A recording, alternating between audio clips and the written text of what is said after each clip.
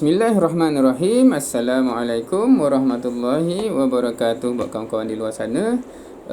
Sekali lagi kita bertemu dalam siri Tadabbur Al-Quran bersama-sama, insya-Allah.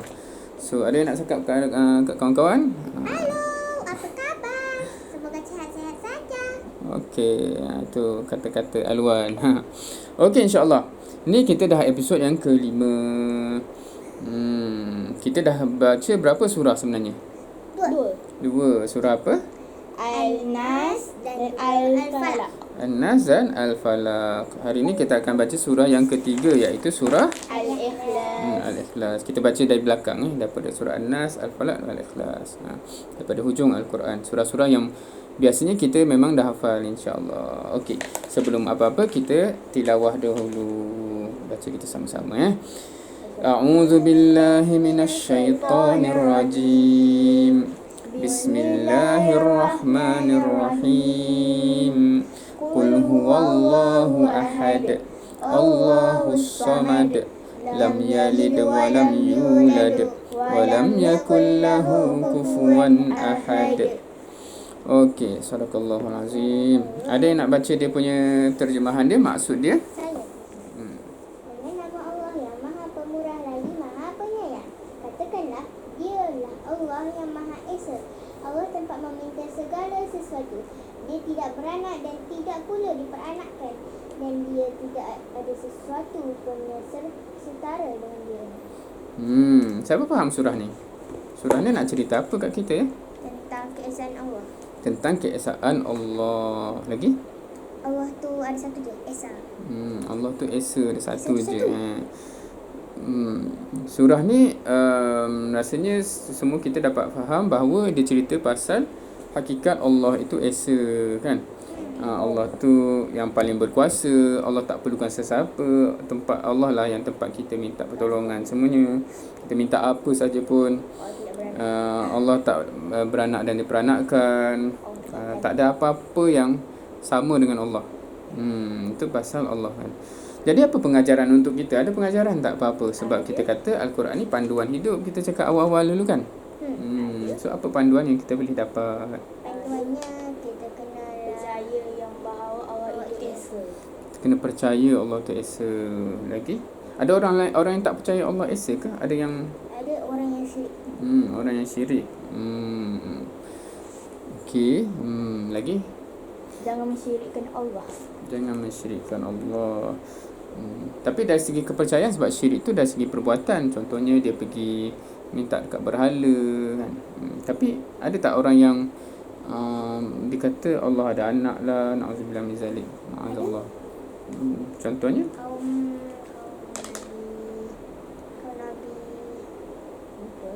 Nabi terdahulu je. Nabi yang terdahulu. Nabi yang terdahulu.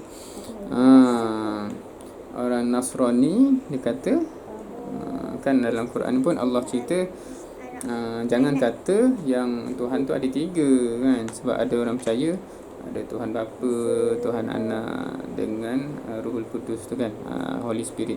So itu contoh kepercayaan yang menyeleweng. So itu kita faham maksudnya Allah tu Esa. Lagi? Okey.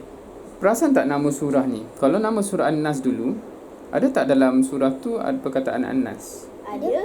Ada, kan? Surah Al-Falaq ada tak perkataan Al-Falaq? Ada. Surah Al-Ikhlas ada tak perkataan Al-Ikhlas dalam surah tu? Tak ada. Kenapa Tak pelik? Pelik tapi ada di sebaliknya. Ada di sebaliknya. Menarik tu. Apa yang di sebaliknya tu? Al-Ikhlas ni apa sebenarnya? Ikhlas. Ikhlas ni apa? Kawan-kawan tahu apa itu ikhlas? Biasa kita dalam bahasa Melayu, kita biasa guna ikhlas untuk apa? Maksudnya ikhlas. Baik.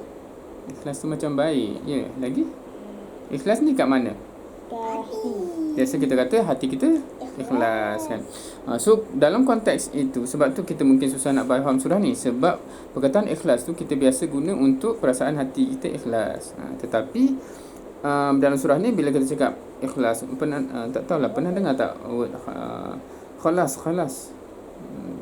Dah habis dah ni, kan. Tak pernah dengar, So dia sebab ikhlas tu maksudnya tak ada baki apa-apa yang lain. Bila kita cakap ikhlas lillah ta'ala, maksudnya kerana Allah semata-mata, tak ada kerana yang lain.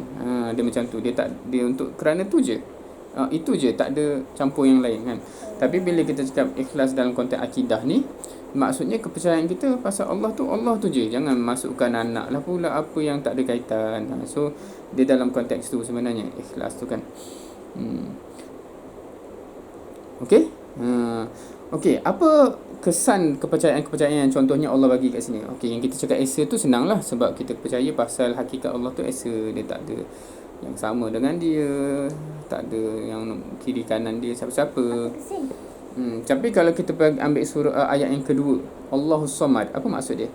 Tempat bergantung. Tempat meminta segala sesuatu. Tempat bergantung kat situ, kat sini tempat meminta sesuatu. So as-samad tu susah nak cerita juga samad ni apa dia. Tapi dia lah yang dia tak perlukan siapa-siapa, tapi semua perlukan dia.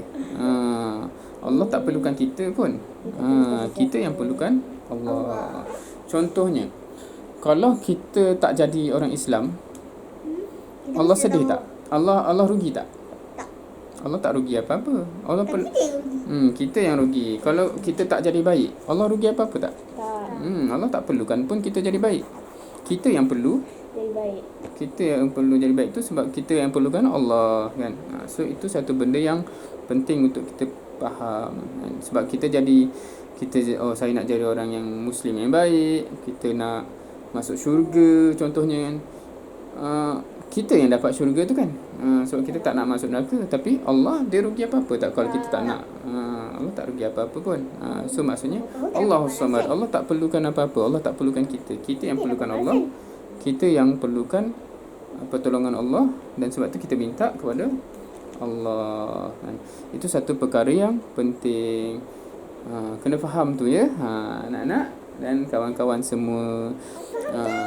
Dari awal kita kena faham kenapa kita pilih untuk jadi seorang Muslim, seorang yang beragama Islam, seorang yang tunduk dan patuh kepada Allah. Itu satu perbincangan yang besar juga. Islam tu maksudnya apa kan? Islam tu maksudnya kita tunduk dan patuh kepada Allah. Allah perlukan ke kita jadi Muslim? Tak perlu. Kita yang perlu kan Allah, dan sebab tu kita ikut apa yang Allah suruh, kita jauhi apa yang Allah larang. Kita yang perlukan rahmat Allah Subhanahu Wa Taala. Jadi itu pengajaran yang mungkin kita boleh petik di sini selain daripada kepercayaan kita, jangan ada campur-campur dengan kepercayaan orang lain yang entah mana-mana. Kan kadang-kadang orang tak tahulah, ada tak lagi kata-kata yang ada mungkin orang sekarang tak anggaplah macam Thor tu Tuhan. Mungkin tak tengok, kalau yang tak tengok cerita Avengers ke apa, mungkin tak tahu Thor tu siapa kan. Thor tu huruf Thor ke kan, Thor Zor kan. Tapi kalau yang tengok sebab ada orang dulu kan, dia tu ada banyak-banyak Tuhan kat atas langit. Pernah dengar cerita ada yang Tuhan yang jaga hujan lah, dia Tuhan yang jaga apalah. So dia kata macam-macam Tuhan pula kan. So kita kata itu kepercayaan yang mengaruh kan. Allah tu esa, tak ada siapa-siapa. Allah yang kawal semua sekali kan. Kalau tak, jadilah macam cerita tu, Tuhan tu gaduh dengan Tuhan tu lah apa benda. So itu tak boleh diterima akal, tak logik itu satu benda tentang kepercayaan kita. Kita faham Allah tu esa, sebab tu kita minta dengan Allah sahaja. Kedua, kita kena sedar yang kita buat semua ni kita nak jadi baik ke apa. Ada orang pernah jadi baik tak? Penat lah jadi baik ni. Tak pernah Tak pernah. Tak pernah. Tapi tak ada cakap sampai keluar. Tak sampai keluar kan. Tapi kita kena sedar sebab apa? Kita kena sedar kita yang perlukan kita jadi baik tu. Kita yang perlukan syurga tu. Kita yang perlu rahmat Allah tu. Jangan ingat kita buat ni kerana Allah kan. Betul lah kita buat kerana Allah. Tapi jangan ingat Allah yang perlukan, macam seolah-olah kalau kita tak jadi baik ni Allah rugi ke apa-apa kan. Tak, Allah tak rugi apa-apa. Allah tak perlukan apa-apa. Kita yang perlukan Allah, insya-Allah. Jadi sebab tu jadi janganlah terasa seolah-olah macam kita ni macam seolah-olah Allah tu terhutang budi kat kita konon-kononnya kan. Aku dah jadi Islam ni, Allah tu utama dia, padahal tidak. Kita yang perlukan. So jangan pernah kita penat jadi baik, sebab kita yang perlu jadi baik, insyaAllah.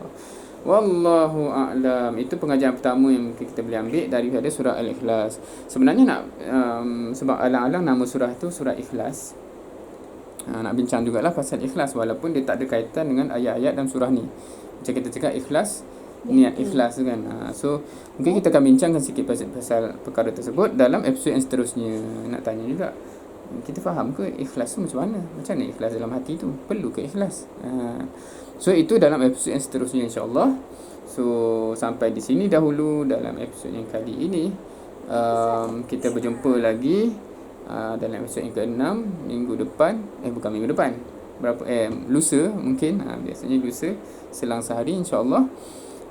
Dan kita tangguhkan lagi satu. Siapa tahu kenapa kita asyik baca tasbih kifarah. Ni dah 5 kali pun kita nak baca tasbih kifarah ni. Siapa tahu? Sebab untuk nak Itu pun menarik juga. Nanti dalam episod yang seterusnya kita bincang sekali lah. Kenapa kita baca ni kan? Asyik-asyik baca tasbih kifarah, asyik-asyik baca tasbih kifarah. Tak bosan ke? Lepas tu kat kelas pun, kat sekolah baca tak? Okey, so kita bincang pada episod yang akan datang kenapa kita buat tu. Ada 2 benda kita akan bincangkan. Ikhlas tu macam mana dan kenapa kita baca tasbih kafarah, insyaAllah. Kita akhiri dengan tasbih kafarah dan suratul Ars. Bismillahirrahmanirrahim. Subhanakallahumma wa bihamdika nasyhadu an la ilaha illa anta astaghfiruka wa atubu ilaik. Bismillahirrahmanirrahim. Wal 'ashr innal insana lafi khusr illa alladhina amanu wa 'amilus solihati wa tawasaw bil haqqi wa tawasaw bis sabr. Okey, insyaAllah. Jazakumullah khairan katsira. Terima kasih buat semua. Dan kita jumpa lagi di episod yang akan datang, insyaAllah. So, ada nak ucap apa-apa kepada kawan-kawan di luar sana? Jangan lupa tengok semua episod ya.